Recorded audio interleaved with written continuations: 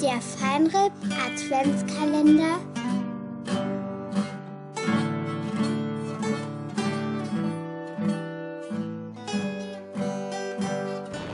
Türchen 23.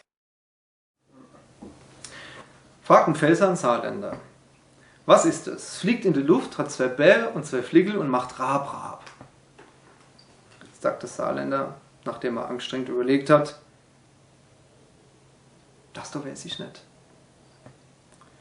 Ganz einfach, meinte Pelzer, das ist ein Rab. Ah ja, das war ja einfach, sagte Saarländer. Und was ist das? Fragt der Pelzer weiter. Es fliegt in die Luft, hat 4 Bälle und 4 Fliegel und macht 2-mal Rab, Rab.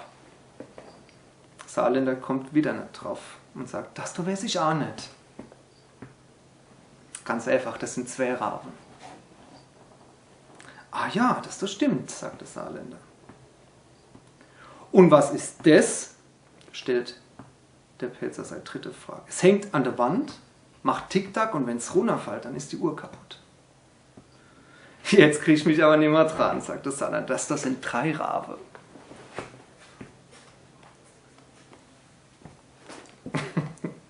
Man reicht mir einen Schal. Meine lieben Leute.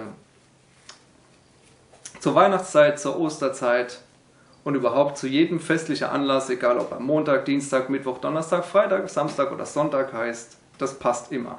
Ein schöner Schal von Feinripp. Kaufen, kaufen, kaufen.